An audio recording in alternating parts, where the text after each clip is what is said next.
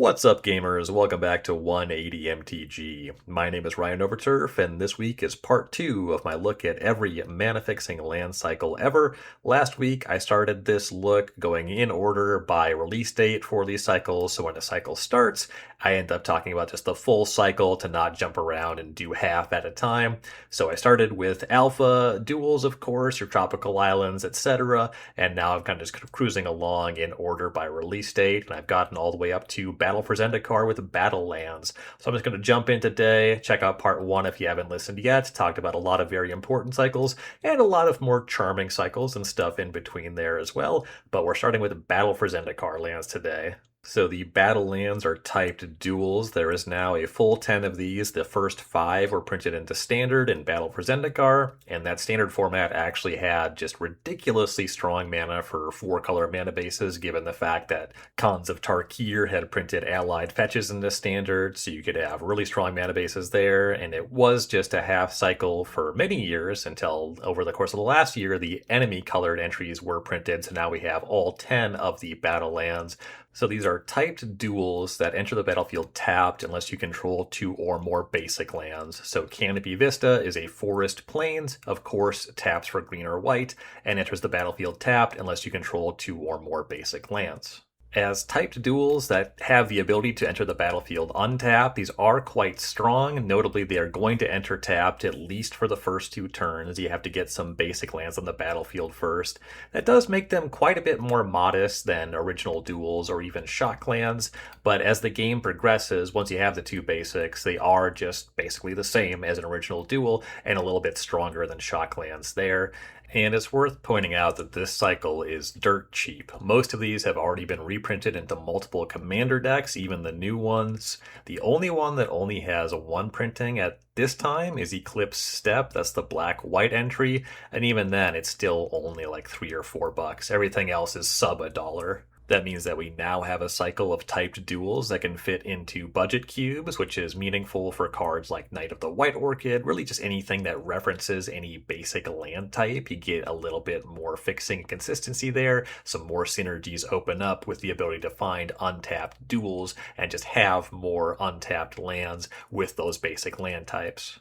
There's not a ton to say about these outside of them being appealing typed mana fixing, but that does say a lot. These are appealing cards for Cube.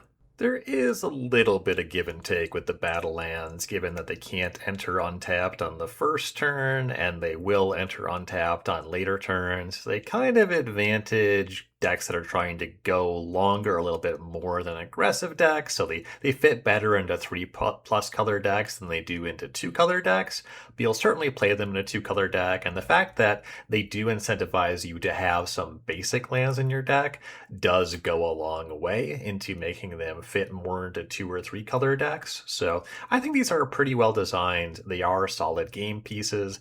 I only have them slotted for an upcoming Cube project. I've played with them a little bit. I brought them to a Stone Soup draft recently, and I like the way that they played. So I'm a fan of these. I intend to cube with them more in the future. They're a cycle that I have liked more now that all 10 are printed. I didn't think about them too much when only 5 existed, but I do think they play pretty well. And that brings us to a cycle of lands that do not play very well. The Snarls first started with Shadows over Innistrad, later completed in Strixhaven.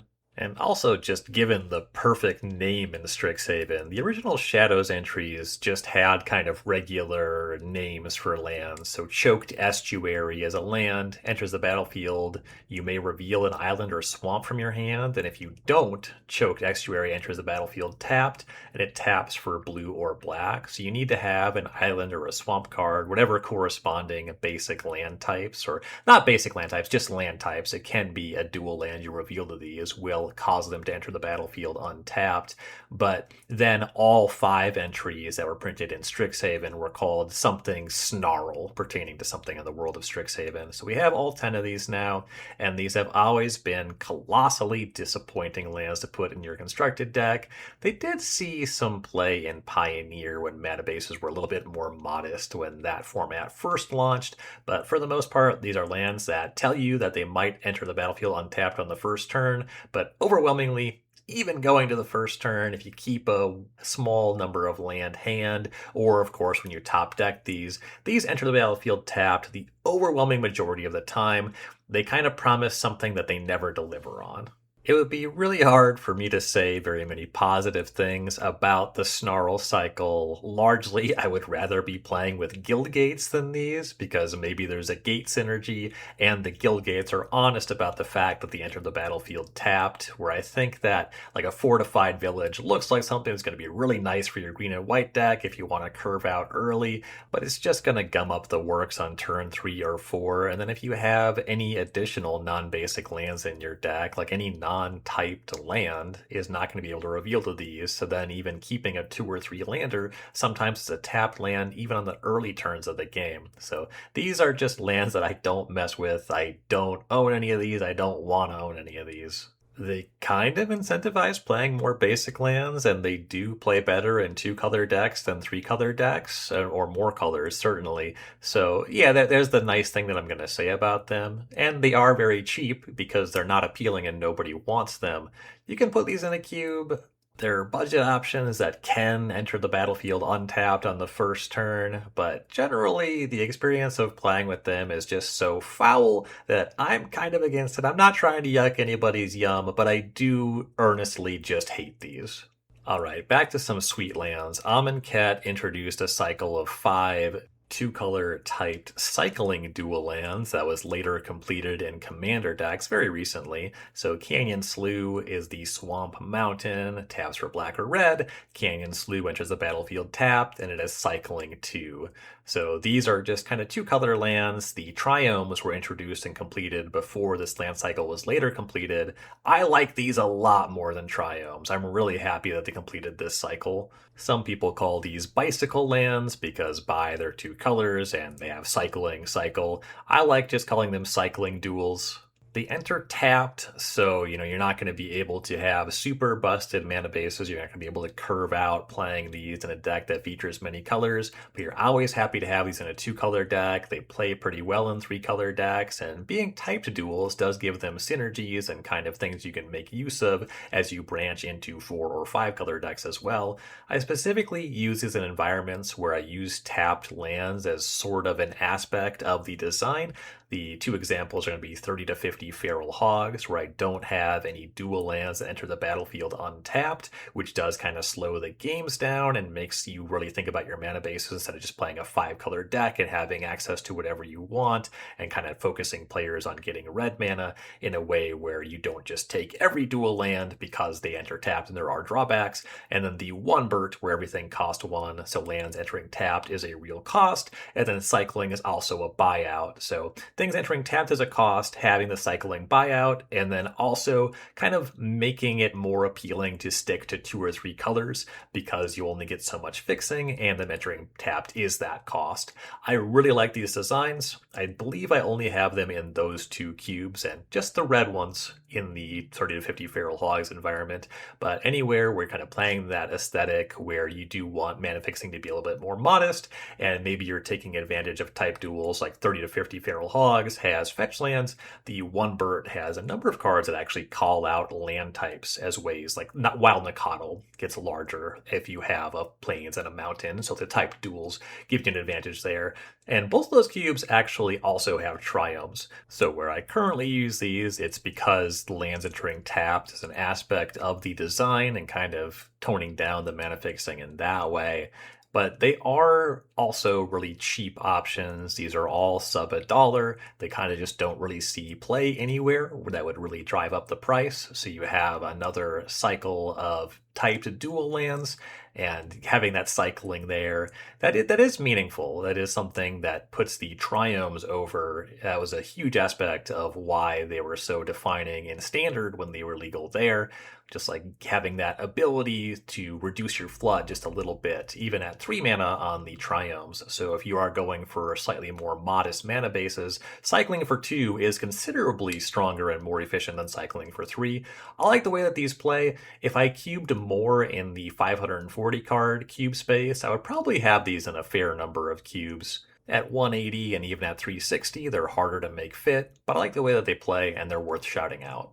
Next up is a land cycle that I won't have very much to say about because these are designed for multiplayer, but I do want to talk about every mana fixing land cycle ever. So these are the Bond lands, originally printed in Battle Bond, just the 5 allied entries there, and then Commander Legends rounded out the cycle with the enemy entries. So what these are lands that enter the battlefield tapped unless you have 2 or more opponents. So Bountiful Promenade, it's a land.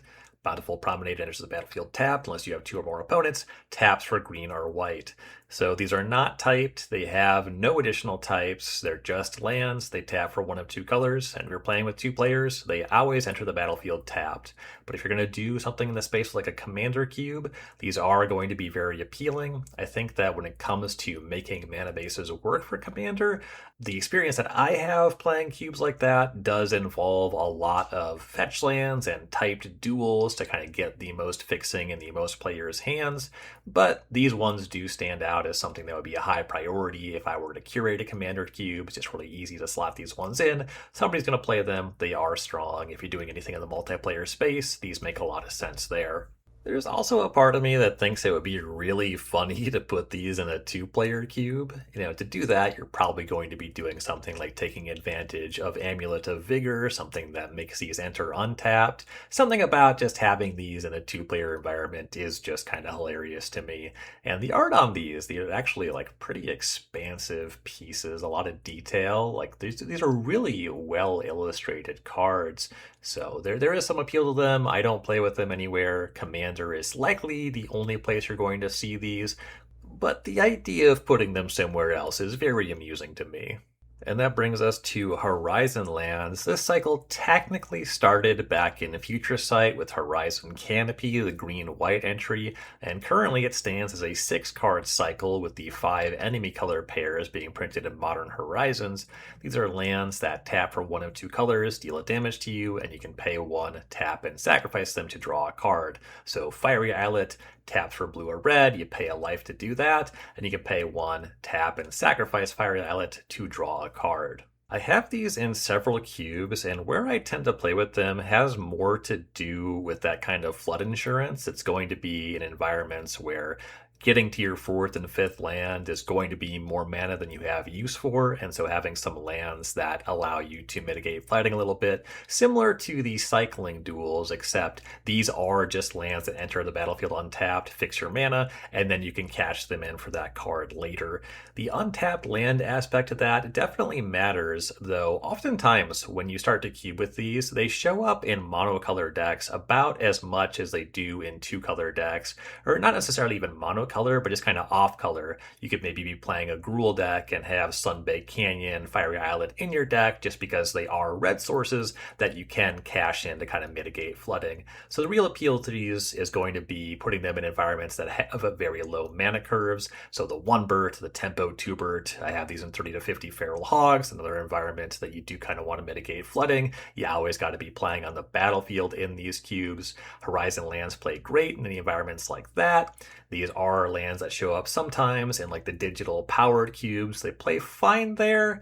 You don't always have the most time to mess around sacrificing them to draw a card, but there's some synergies that open up there too. If you're taking it really slow, these draw some cards with Life from the Loam, though that's more of a thing with the cycling lands. In general, I think that these lands play very well. I'm always very happy to see them when they're on color for a 2-color deck, and if I'm trying to play a monocolor deck or like a different 2-color pair, playing one that's a little bit off color to mitigate flooding a little bit, it's a good quality of life thing, assuming that the cube is designed where most of the cards will make your main deck consistently. These become less appealing the more you have oddball and aspirational cards in your cube, but as nuts and bolts part of a cube that is just kind of mostly appealing cards designed to make main decks more often than not, these fit very well. They are odd in the sense that you have a 6-card cycle, so as far as mana fixing, sometimes I have tried them with like a broken cycle where the non-green-white allied colors, I do something like give 1-offs to some of those other colored pairs. This is a cycle where I don't know if they're going to complete it one day. There's some things going on there that make it challenging or weird. Like a blue-white Horizon land doesn't make a ton of sense. Like putting that in an actual blue-white deck is a little bit strange. Given the fact that you'll often play these in like a mono-white aggressive deck, it's a card that would play. It's just a little bit weird to print. The Gruul one would just be very strong. I would be very surprised if we ever see these in Standard, and they seem to be really moving away from the direct to modern or direct to eternal format kind of decks. Maybe these show up in Commander decks, so they're not very appealing lands in Commander, though they can be kind of chase cards, I guess, but they're kind of medium value, like these are all like $6-ish. So I don't know. They are strange. I don't know if we'll ever see the cycle completed. I don't especially care anymore now that there are so many more appealing mana fixing lands. I mostly just like these for the utility and the way to mitigate flood in efficient environments. I guess I would be happy to see the cycle completed, but it's no longer as high of a priority. Like when these first came out as the enemy colorist cycle, and there were 6 of these, I really was interested in seeing the full 10, but with the volume of options in Cube now for mana fixing, it's less of a priority for me. It would be cool, I could take it or leave it. And that brings us to Triomes, first printed in Ikoria, the cycle later completed in Streets of New Capenna. These are 3-colored typed duels that enter tapped and then cycle for 3. So in Datha, Triome is a plains, swamp, forest, so taps for white, black, or green, enters the battlefield tapped and cycles for 3. These are grotesque.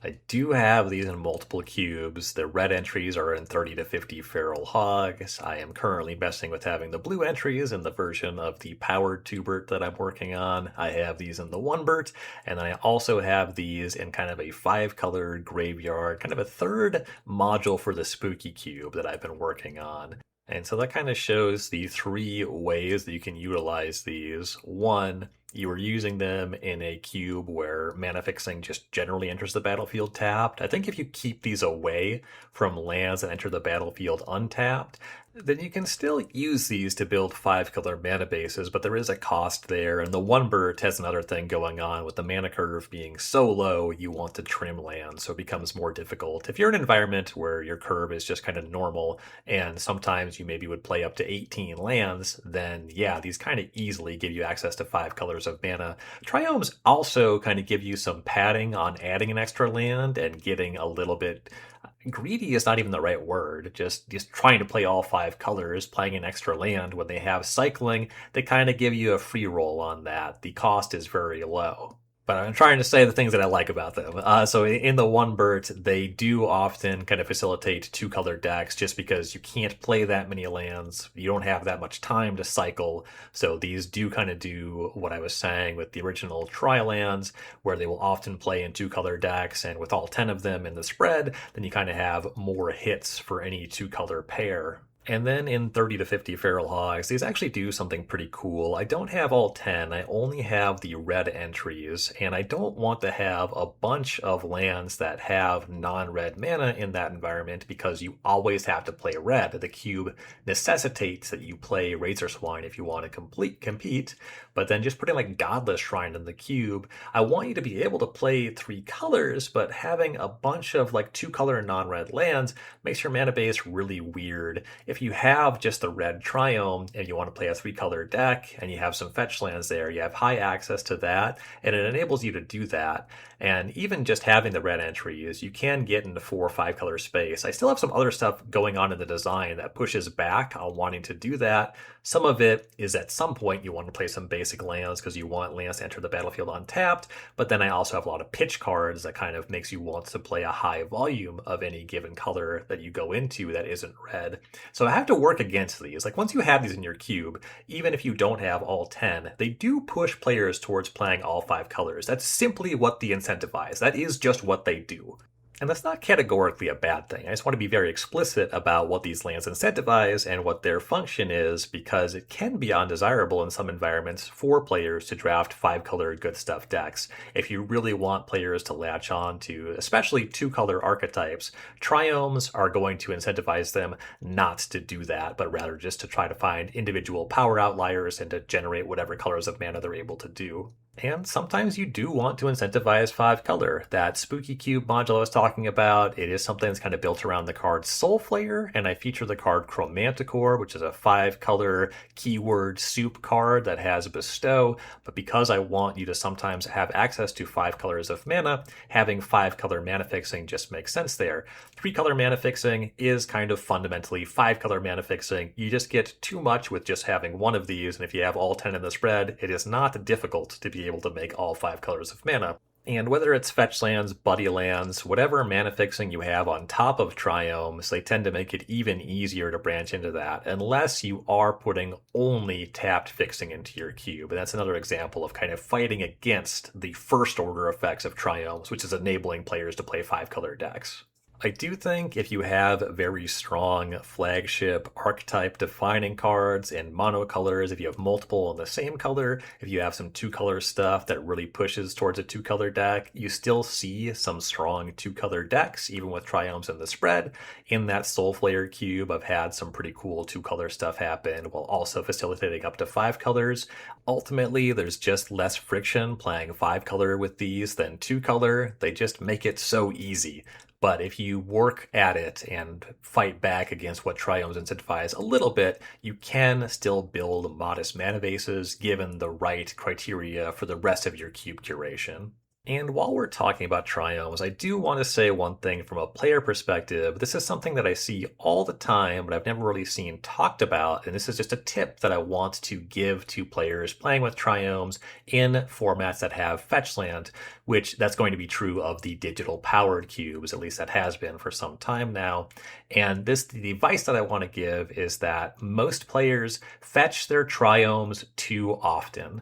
On turn one, it usually makes a lot of sense. If you can't use your mana, go and fetch up your tapped land, get your mana online. However, if your mana base is already functional, if you have access to all of your colors, and especially if you don't, like if you have enough mana where a tapped land in the future of the game is not going to be a detriment to casting your spells, then when you crack a fetch land, you actually want to go and find a basic land and leave the triome in your deck, because if you draw the basic land after you already have your mana online, it's just a land. It taps for mana, it's a blank draw step, right? We've already established that you can make your colors, you can make as much mana as you need. Whereas if you draw the triome, it has cycling. So when you are thinking about fetching a triome, it will often be correct on the first turn, but not always.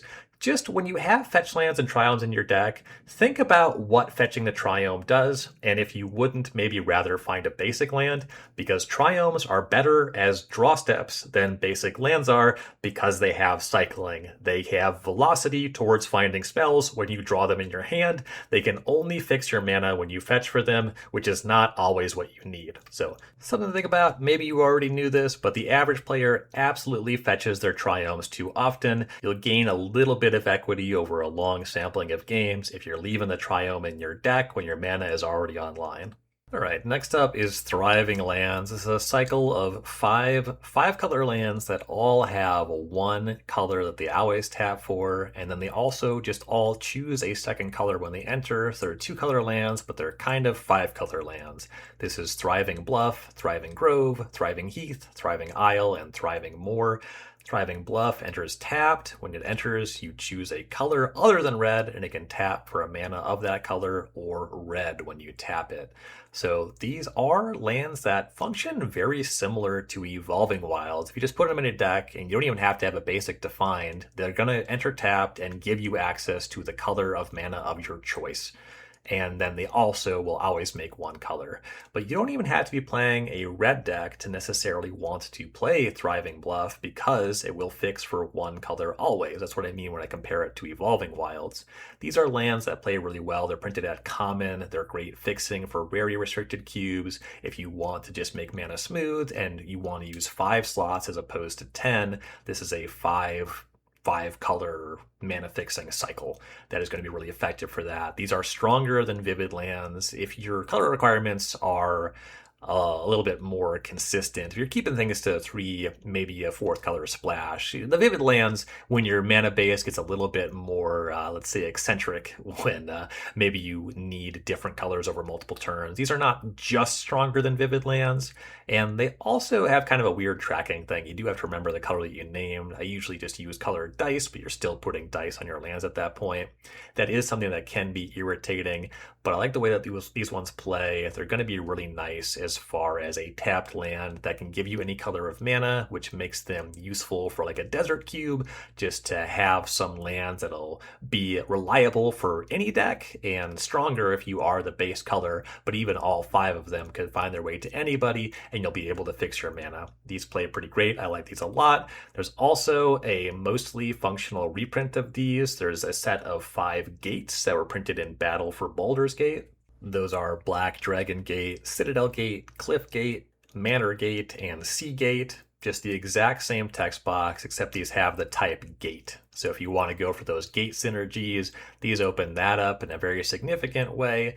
With the 10 guild gates, especially if you have gate synergies, they make sense to have them all there. You get more unique gates, but with these Battle for Baldur's Gate, choose a color lands, these will just play in somebody's deck. You can put them in any deck, and if you are one of the base colors, then they are just stronger than guild gates, because they'll always give you what you want. If you're a 2-color deck, there's a specific guild gate for you, but even if you're playing Azorius, of course you want Azorius guild gate, but then Citadel Gate and Sea Gate are both the exact same card. One of them always gives you white, one always gives you blue, and you just name the other color. You can even splash a third color with these, and then the other 3 gates that choose a color, they'll be blue or white. They'll be worse than your specific guild gate, but they'll be better than the other off-color guild gates, certainly the fully off-color guild gate. You wouldn't really put Gruul guild gate in your blue-white deck, but Cliff Gate could fix your mana. It would be something worth considering. So the gate cycle of these is also quite appealing. I've cubed with these a decent amount. They play really well at lower power levels at rarity restricted environments, and the gate matter stuff is something I'm experimenting with a little bit in an upcoming environment that I'll be talking about. These are cool. I like these designs quite a bit. And that brings us to Pathways, first printed in Kaldheim and rounded out in Zendikar Rising. These are 2-sided lands. Both sides are just lands that enter untapped and make mana of 1 color. So you get functionally a 2-color land here, but you have to choose which one you want when you play it. So Clearwater Pathway is a land that taps for blue. That's the front side, or you can play the back side, which is Murkwater Pathway, a land that enters untapped and tapped for black. You might have heard my mouse click there when I went to look at the backside, and that is because neither myself nor anybody could possibly name all 20 sides of these. These lands are fine. I have been using less and less double-sided cards in my cubes because I have noticed that a lot of players, if they're not already familiar with both sides, don't even bother reading the second side. There's already just some friction with unfamiliar Magic cards, but then double-sided cards do exacerbate that. But I will say, dual-face cards with lands on the backside tend to have the least friction in that regard, especially Pathways. These are tremendously simple. The entire text box is actually on that little I don't know what to call this, teaser for the backside. Like on the front of the pathway, there's a little box that says what the backside does, and it actually contains the entire text. Just tap, add mana. So you get everything on the front of these, so they are relatively simple in this space there.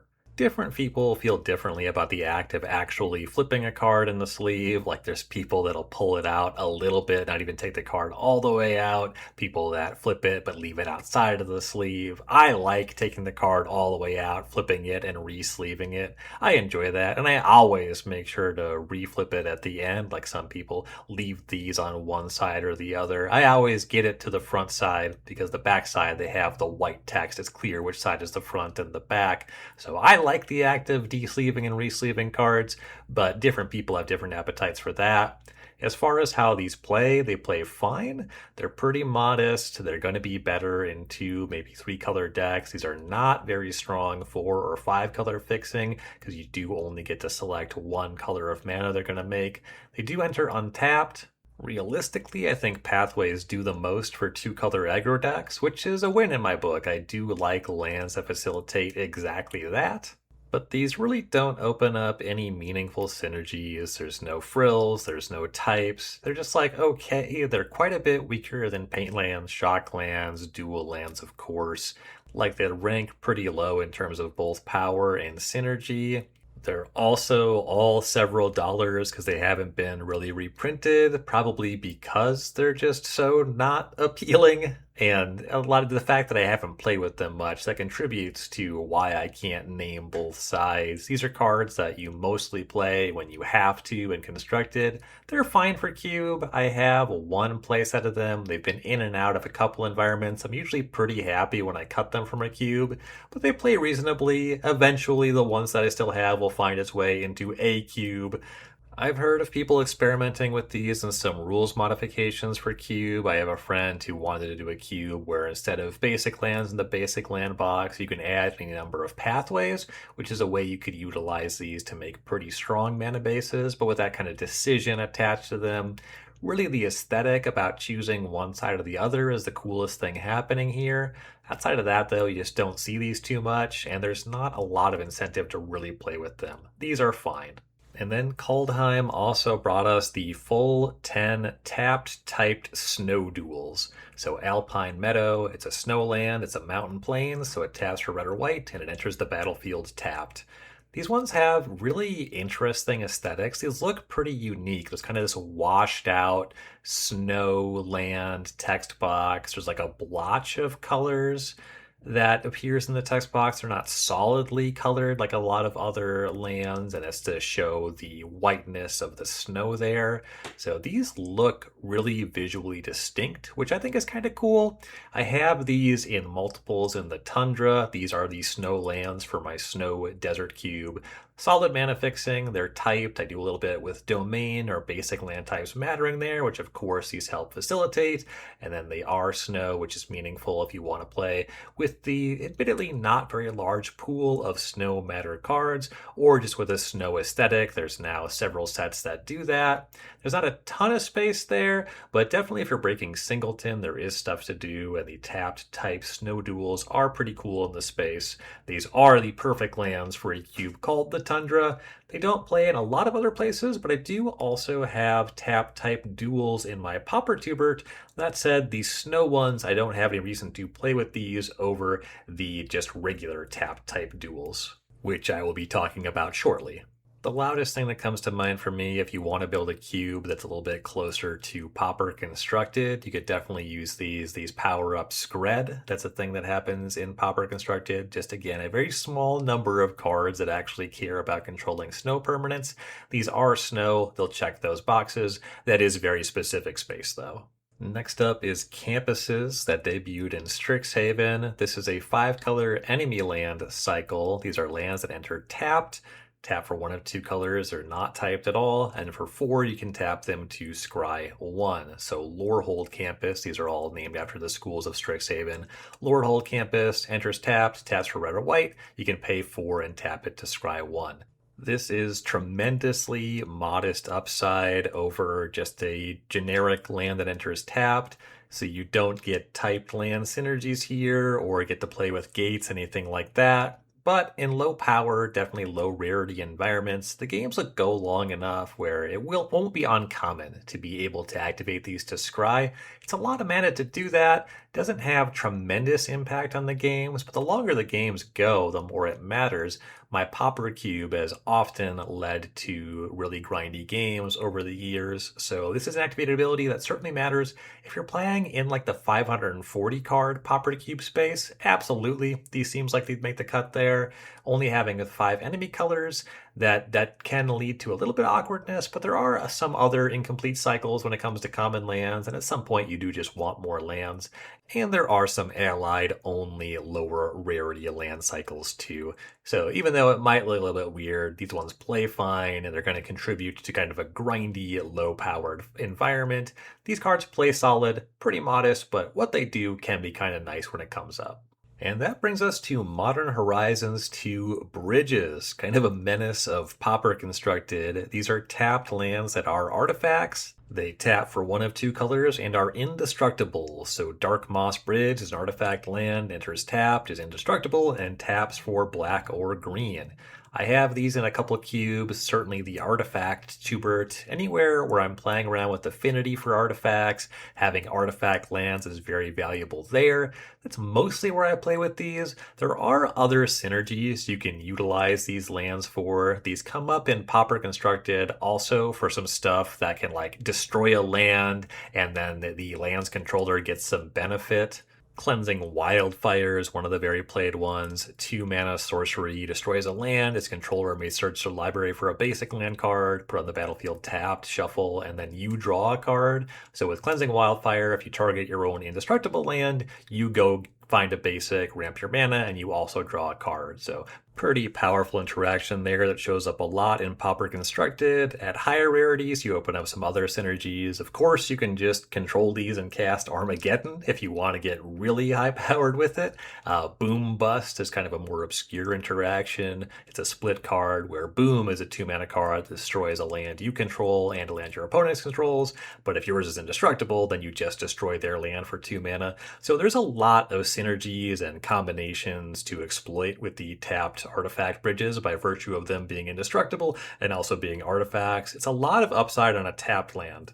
I personally don't get too weird with them. I just play them in environments where I have affinity going on. I really like that they are lands that count as artifacts for those meaningful artifact synergies without easily being destroyed by artifact destruction, which you want some sampling of in an artifact heavy environment just to have interaction. So it's a really welcome line of text there. And then it also opens up kind of a lot of synergy potential in other spaces as well. So kind of a lot of reasons to cube with the Modern Horizons bridges.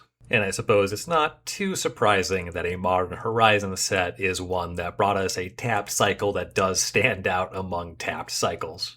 Which brings us to Slow Lands from our third visit to Innistrad, Midnight Hunt, and Crimson Vow. This is a 10-card complete cycle. These are lands that enter the battlefield tapped unless you control 2 or more other lands. So Deserted Beach, it's a land, enters the battlefield tapped unless you control 2 or more other lands, taps for white or blue. So-called slow lands because they have the opposite mechanic of fast lands. Whereas fast lands enter untapped on the early turns, slow lands enter tapped on the early turns, and then are always going to be untapped as the game starts to go long. So naturally, these have the opposite incentives of fast lands. Fast lands are going to be great at facilitating 2 and 3 color lower to the ground decks, whereas slow lands, if you're trying to play a lot of turns, if you're trying to play a lot of colors, as the game goes long, these are always going to untap. They're going to be great at fixing your mana on turn 4+. As such, these don't really fit a lot of my cube designs. They enter fairly similar space to the Battle for Zendikar type duels, where they can first potentially enter the battlefield tapped on the 3rd turn, though those ones incentivize you to play more basic lands, where slow lands, like sometimes, I like these in the kind of cube where you're going to play 15 or more non-basic lands, or you're going to get a ton of non-basic lands, and you're going to be able to fix all of your colors pretty easily. Like, you really want these in like a fully 5-colored cube. They function really well there, and so I do have these in that cube that is trying to push Soulflayer and Chromanticore. These are quite solid 3+ color lands. These play really well in decks playing a lot of colors, and then they are going to be less desirable the more you want players playing cards in the 1st and 2nd turns of the game, and aggressive decks being able to actually go under your opponent. And that brings us to Streets of New Capenna, a couple of common cycles here. Let's start with the Gain Life fetch lands. This is Broker's Hideout, Cabaret Courtyard, Maestro's Theater, Obscura's Storefront, and Reveteer's Lookouts. These are all 3-color fetch lands, kind of in that same space as the Panoramas. They're a little bit stronger, I guess different. I think generally I'd say that these are stronger, but there are some different functions here. So Broker's Hideout, land, when it enters the battlefield, you sacrifice it. When you do, search your library for a basic forest, plains, or island card, put it on the battlefield tapped, then shuffle, and you gain 1 life. So these are going to find 1 of 3 different basic lands, so they do fix you in the space where you want to have a bunch of different basic lands in your deck. They gain a life, and they also do their thing immediately when they enter. I think similar to Panoramas, I like these kind of in a space where you are playing like a color restricted cube. These are kind of fine in the modest evolving wild space, But mostly if I was going to build like a modest or low rarity, low power Naya cube, then Cabaretti Courtyard would be an interesting three-color land to put into that environment. And you do also enter some space here with differently named fetch lands if you want to maintain Singleton and do stuff in the landfall space. These certainly play there. Gaining a life means these are three-color options that can kind of exist in that same pace as the tapped gain life lands. The mana fixing's a little bit different. You only get one of three colors, but it is three-color access versus two-color access, so some considerations there for sure. Importantly, there is no enemy side of this cycle. This is just a 5-card allied 3-color cycle. Maybe we'll see a completion of this when we go back to Ikoria, which has been announced next year. There's going to be a Kamigawa Ikoria crossover, which I would expect to be a 3-color enemy set, but it's not 100% confirmed on that front. We'll see. As of now, these are largely outshined by the Modern Horizons 3 fetch lands. We're going to get to those in just a minute here, but there are some reasons why you might play with these. And then there also is a cycle of tapped lands that you can pay 4 mana to sacrifice them to draw a card out of Streets of New Capenna. So Botanical Plaza, Racer's Ring, Skybridge Towers, Tramway Station, and Waterfront District. So Waterfront District enters the battlefield taps for blue or black. You can pay 2 blue-black to tap it and sacrifice it to draw a card. So this is a 5-color allied cycle that I think you could say that this kind of complements the Scry, the campus cycle from Strixhaven, those all being enemy colored. You can kind of use those as a 10-card cycle. They play differently. Those ones tap to Scry, these ones sacrifice to draw a card. So they're not exactly the same, but you can play them that way. And it is important to note, if you want to talk about trying to use that as a cycle, there is just a 10-card cycle that's texturally about the same as these in Avatar. That is just a fully colorless ability. You pay 4, tap, sack those to draw cards. I'll be talking about those in a minute. For that reason, these ones are pretty forgettable. They have an aesthetic that does speak to Streets of New Capenna, so you can certainly access these lands for that reason, and at lower rarities, especially if you want just more cycles. These make sense in like a Pauper Cube, like a larger size Pauper Cube environment. And speaking of Pauper Cubes, now it's time to talk about Dominaria United's tapped type duels. So you have all 10 here. Contaminated Aquifer is going to be the blue-black entry. It's an island swamp, tapped for blue or black, and Contaminated Aquifer enters the battlefield tapped.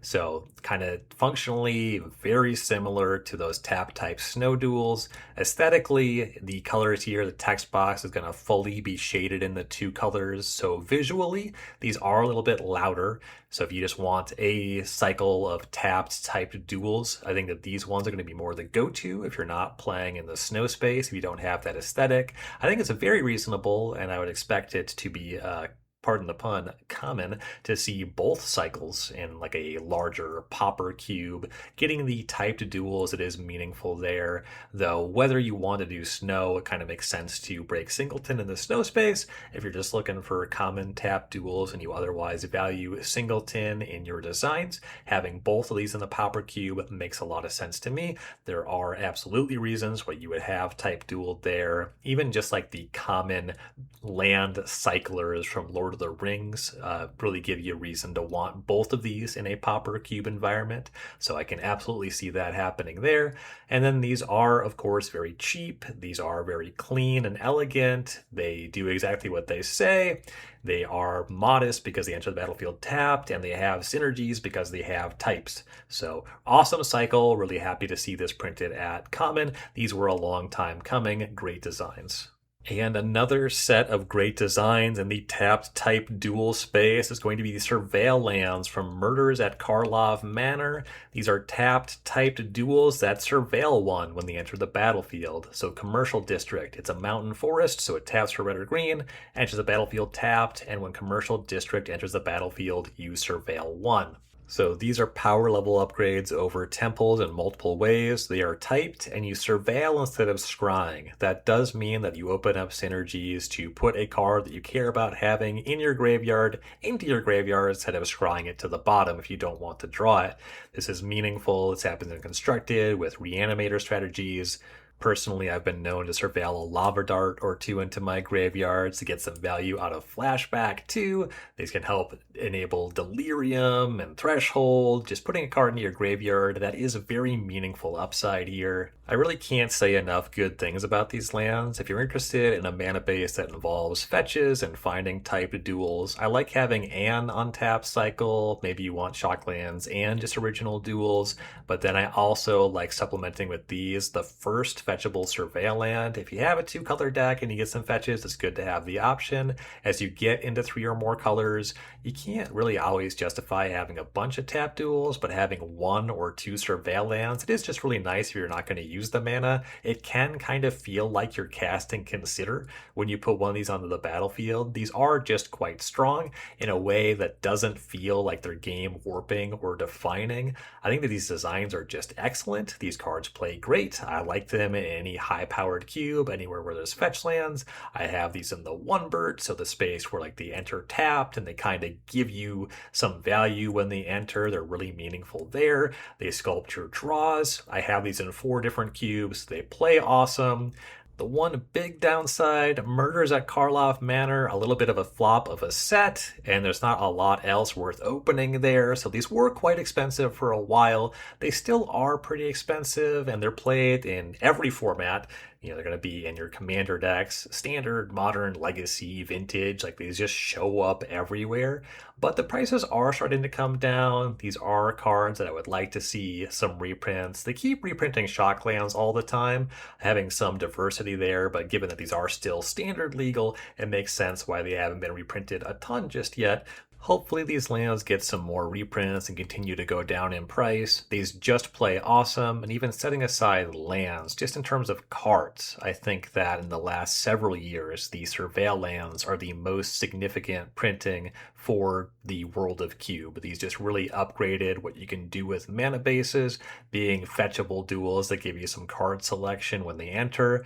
These are just amazing. I love these, and I love seeing them in Cube. Next up are some oddballs. These are the room lands from Ravnica Clue Edition. So they made 10 rooms, I guess 9 rooms, and the Secret Passage, representing all 10 of Magic's 2-color pairs. So the Billiard Room is a land that enters tapped, taps for black or red. You can pay for and tap it to investigate. It's kind of weird having every 2-color pair get access to investigating on a land here, but anyway, it's a complete cycle, and this is going to give you some actual card draw over time. These are uncommon, so they can't go in Pauper, but you can play them in a Peasant, otherwise rarity-restricted environment. These are kind of slow. You'll use 6 mana, I guess 7 mana, because you have to tap the land itself every time you want to make a clue and draw a card. But that is some card advantage over time. There are some synergies you can explore with clues. Mostly, these are just a little bit of upside on a tapped land. And notably, these were all printed with like a borderless extended frame. There's like a bunch of clue game pieces kind of sketched into the background on the border there. So visually, they are very loud. I don't have these in any cube. I think something I have entertain the idea of. Maybe someday I'll build it. I don't know. Designing it has not been very fun for me, but I do like the idea of a cube that just kind of deals with mundanity and the real world. And so these lands are like perfect for that. Your land is called Kitchen, So there's something going on there aesthetically. These don't fit any of my environments, but these are solid tapped lands for a cube. If I was playing, definitely like a 540 card Peasant cube, and possibly a 360 card Peasant cube that did firmly stick to the rarity restriction, commons and uncommons only. The upside on here is real in games that are always going long, but ultimately these are fairly forgettable. Really, the most significant reason to play these room lands to me would be going for that aesthetic where you really want these really basic room names, something kind of appealing to the aesthetic here, whether it be mundanity, whether it be the game clue, like if you are speaking to a universes beyond kind of thing, that is certainly where these lands can really shine and where their aesthetic will really fit in. All right, next up is Damage Dealing Deserts from Outlaws of Thunder Junction. This is a full 10-card cycle. These are desert lands that enter tapped, and when they enter, they deal 1 damage to target opponent and tap for 1 of 2 colors. So Abraded Bluffs, It's a land desert. Abraded Bluffs enters tapped. When Abraded Bluffs enters, it deals 1 damage to target opponent and taps for red or white. So this is kind of the opposite side of gain life lands. Instead of maybe pursuing padding life totals or giving synergies with gaining 1 life, these are going to try to accelerate a game towards a conclusion a little bit faster, maybe give a little something to aggressive decks that having lands enter the battlefield tapped takes away. And then, of course, you have desert synergies. Not a ton of cards that really play in the desert matter space, but there are some. And definitely, if you're going for like a retail limited kind of feel there, the multiple desert sets and some cards there start to shine playing with these lands. Magic hasn't done deserts enough times for it to be something that I have really pursued as a mechanical function of cubes, but these are really cleanly and loudly going to be lands that make sense in a desert cube. Just kind of on the nose. Land type desert for your desert environment, and the deserts that you deal damage to yourself when you make colored mana, they're going to be something that kind of plays with these, where life totals are under pressure, and mana, you kind of feel deprived on resources. So a lot going on here aesthetically. And these can also turn on mechanics like Bloodthirst and that kind of thing. Spectacle is the other one I was trying to think of. There's stuff going on here. These are neat if you want to go into a lower rarity or a lower power level cube with tapped lands that maybe have some aggressive slants, then these can give you some extra damage there in the mana base. So they're appealing for that reason. Next up is a weird one. It's kind of doesn't make sense to talk about this as a 10-card cycle because outside of the context of Modern Horizons 3, it's really difficult to imagine playing with all 10 of these, but this is a full 10-card cycle where there's a spell on the front and a tapped land on the back. This is Blood-Soaked Insight, Drowner of Truth, Glasswing Grace, Legion Leadership, Revitalizing Repast, Rush of Inspiration, Strength of the Harvest, Stump Stomp, Suppression Ray, and Waterlogged Teachings. So Waterlogged Teachings, it's 3 and 1 blue-black hybrid. These all have a hybrid mana cost. That one's an instant. Search your library for an instant card or a card with flash, reveal it, put it in your hand, then shuffle. And on the backside, it's a tapped land called Inundated Archive that taps for blue or black. I'm not going to read all of these, and they all play in pretty different contexts. A couple of them care about energy. These are cards where you mostly consider them on a 1-card basis. Maybe you use them over a gold spell slot. Maybe you use these as part of just an incomplete cycle or a cycle where you deliberately have different members of different cycles in your cube to not do a full complete cycle. It's absolutely something you can do. And I do like what some of these cards do. Revitalizing Repost is the Repast? I don't actually know. This is the one I've played with the most, though. It's the green-black one. On the front side, it's a 1-mana instant for a green or black hybrid. Instant, put a +1/+1 counter on target creature. It gains indestructible until end of turn. So it's actually a really powerful combat trick. And then it also has the buyout of being able to be played as a tapped green or black land. So combat trick or protection spell. Revitalizing Repast is honestly stronger than a lot of stuff in the protection spell combat trick space, so I'd only want it in a very high power environment for that kind of thing. Anywhere where you have a spell that's appealing, that is a buyout to be a land, typically that is going to be something that's very strong, even if the spell and the land are modest, that modality is really strong. And like I was saying, outside of doing like a Modern Horizons 3 set cube, it's difficult to imagine putting all 10 of these in the same cube. I'm sure there's people that do it, and if you want to take a look at these, I think more on individual card basis is where I evaluate them. I have 1 or 2 in a few different cubes, but all 10 are fairly disjointed, but individually there's some pretty cool designs here. And now for a much cleaner cycle, it's the Modern Horizons 3 landscapes. These are all some word landscape. There's all 10 of these, and these are 3-color mana fixers. So Bountiful Landscape is a land, enters untapped, taps for colorless. You can sacrifice Bountiful Landscape and tap it to search your library for a basic forest, island, or mountain, put it onto the battlefield tapped, then shuffle, and it cycles for green, blue, red. So you go and find one of 3 basics. These can only find basic lands, so they're not going to have synergies with type duels, but you can just play these if your mana is already working and you just need 1 more mana. You can just tap them for colorless, so you can cast spells the turn that you play these if your mana is already working otherwise. They can fix your mana for 1 of 3 colors. colors. And then, kind of similar to Triomes, they have a buyout where they cycle for 3, but where Triomes have a generic 3 mana buyout, you actually need all 3 colors to cycle these. So unless you have a consistent 3+ color mana base, then these aren't giving you all the upside of something like a Triumph. They're considerably more modest in that space. You will often play these in a 2-color deck because, like some other cycles we've talked about here, these give you multiple landfall triggers. If you are searching for one of the 2 basic types, even if you don't have all 3, these are useful mana fixing, and they enter untapped if you just want to just make your land drop. So these are powerful, but these aren't so pushed over on power level as Triomes that they just kind of play in more modest space. They are just more reasonable to have. They're common, so they can play all the way down to Pauper Cubes. They only find basics. They only cycle if you already have a really good mana otherwise. I think these designs are really excellent. I hadn't really played with these before Shoebox. These were in some of the cubes that I drafted at Shoebox, and I've been messing around a bit with trying them in some other cubes since then. I have these in Stadium Stampede, the cube that I'm going to have at CubeCon next month.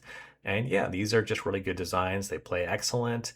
They're not weak, but they're not overbearing. Like, they just play reasonably. They have multiple synergies, and they can go all the way down to a Pauper Cube. And it's not out of the question to have these in a powered cube if you just want more stuff that gives you a bunch of landfall triggers. That is something that can be an aspect of even very high power environments. So these are just really excellent designs that do really scale with what else is happening in your environment. So I like the landscape cycle quite a lot. Great designs, play great. And that brings us to Verges, another very recent cycle, this one in Duskmourn and Aetherdrift. So we have the full 10-card cycle. These are weird. These are lands that they tap for one of 2 colors automatically. And then if you have one of the 2 colors they make in the basic land type, then they're going to make the other color. So Blazemire Verge, it's a land, enters untapped, taps for black, and then you can tap it for red, but you can only do that if you control a swamp or a mountain. And so with only 10 entries, that means that you have kind of a mix and match of, this is a black-red land, but on turn 1 it can only make 1 black mana. It can't make the red mana on the first turn, so it's going to make more sense in a deck that is trying to cast Thoughtseize than a deck that is trying to cast Goblin Guide. I have no idea if we would ever see the other side of this and we get a full 20-card cycle where you would get a land that taps for red. It can only make black if you have a swamp or a mountain. But given that, these cards have kind of strange incentives. Like, if we're talking about a land that enters the battlefield untapped, then it actually does really matter what you're trying to cast on turn 1. So Hushwood Verge, it's the green-white one, it always taps for green, but only makes white if you control a forest or a plains. This is awesome if you're trying to cast Llanowar Elves. This is pretty bad if you're trying to cast Savannah Lions. So I haven't cubed with these at all in my own designs. I think if I wanted to use these, I would really be paying a lot of mind to what you want to do with the mana on turn 1. That said, these are just lands that are going to play great in 3+ color decks, or even 2-color decks that are trying to have the game go along, just because on the later turns they always make any color of mana. So if you don't really care about aggressive decks and you want to have lands 5 and on enter the battlefield untapped, these are solid mana fixers. They just have kind of strange incentives that don't have the best brain feel for me. There's a lot of other options when it comes to land to cube with. If you're looking for another cycle, you want them to enter untapped, and you don't necessarily care about what players are doing on turn 1, yeah, these are fine. They can go anywhere. For my preferences, they're just kind of a little bit weird in terms of how they function in practice and the kind of decks and turn 1 plays that they incentivize.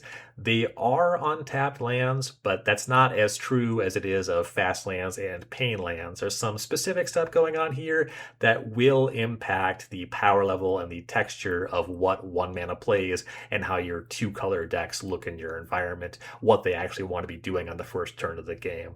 So these are maybe more complicated than they look, and some environments are just not even going to make that matter, right? If you're just trying to play long games every time, then you can completely ignore everything I said about turn 1 mattering. But if you have a low mana curve, then you are going to have the right color some of the time, and you're not going to have the right color some of the time if you don't pay attention to that in your design, and or as a player, you don't pay attention to it in draft.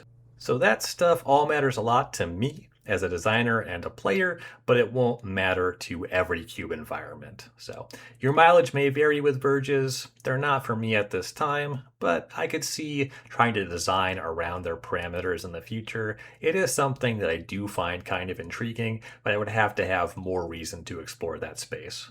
And then Duskmorn also gave us the full 10 cycle of what I believe are called the unlucky lands. These are lands that enter the battlefield tapped unless a player has 13 or less life, and then tap for one of two colors. So abandoned campground enters the battlefield tapped unless a player has 13 or less life, and then taps for white or blue.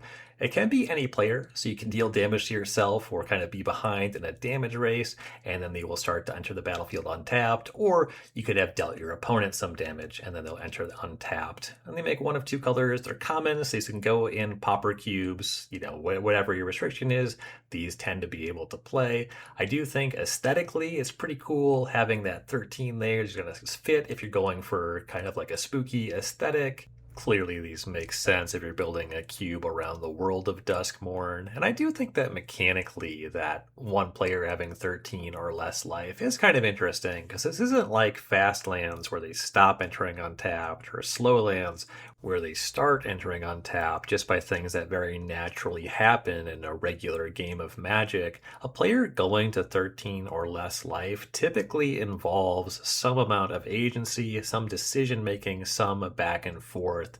So I have not played with these. I didn't do any Duskmorn drafts, and I haven't cubed these anywhere. But it's easy for me to imagine playing games where you want a land to enter untapped, or maybe even you're hedging against an opponent having one of these, and you want it to keep entering untapped, where you engage with combat a little bit differently because you want somebody's life total to be more or less than 13 for whatever reason. So I do think that these having that kind of dynamism, even if it's not super likely to come up, is pretty cool. That's most likely to be a thing if you are breaking singleton. If you have a bunch of these as a lands in your cube, then you could really kind of lean into that 13 matters kind of thing, which there's some stuff in that space and some of the Innistrad sets. There absolutely could be something to explore there. I haven't done it myself, but I do think that these lands are pretty intriguing. They look pretty awesome. There's room to play with these. I haven't done anything with them myself yet, but I do think it would be cool to explore that space. And then next up is Towns from Final Fantasy. This is just a 10-card cycle of tapped lands with a type that is town. These are all named from some town in some Final Fantasy game or another, so I've heard of some of them, but just to get the texture of the cards, Barren Airship Kingdom is the blue-red entry. It's a land town, enters tapped, taps for blue or red. There's a small number of cards from Final Fantasy that shout out towns as a subtype. I would be very surprised if we see in-universe sets start to explore a town, but town is something that could show up in other universes beyond releases. Maybe we go back to Final Fantasy? I don't know. They did go so deep on the Final Fantasy release, going over all 16 games. I think that there's more. There's definitely more stuff in the Final Fantasy games that I love that they could end up printing, but kind of the way that they approached it, the way the universes beyond works, I just don't know. I don't know if we'll ever see more towns. So not a lot to talk about these here, but they are tapped lands that do some stuff, and there are a small number of cards that do care about towns specifically in the Final Fantasy set as well.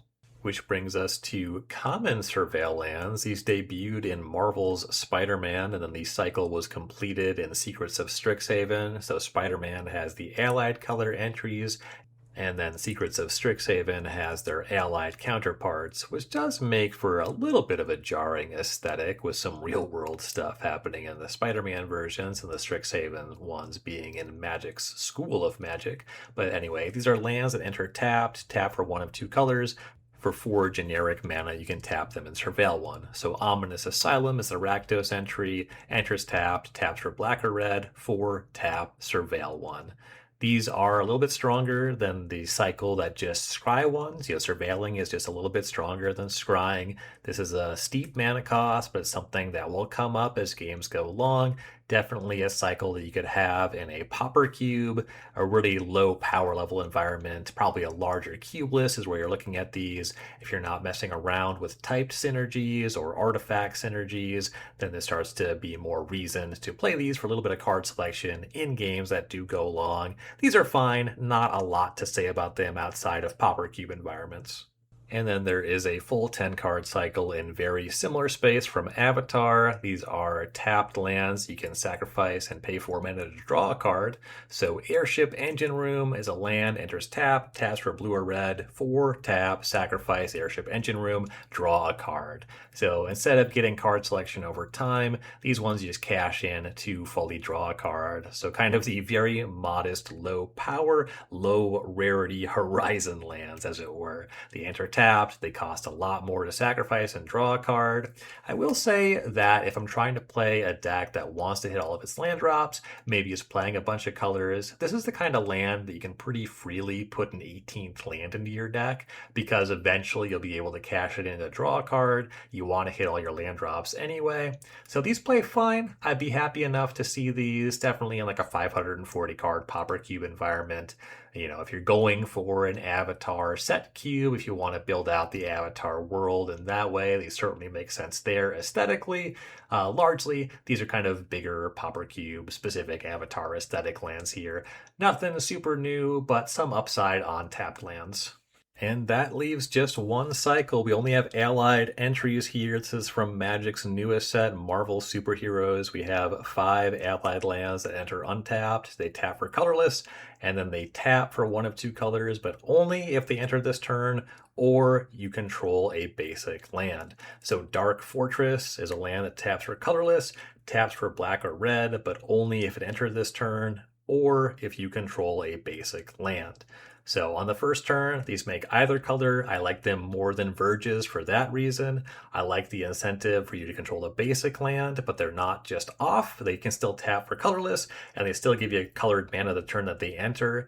I like the way that these lands play a lot. I would really like to see this cycle continued, get all 10 entries.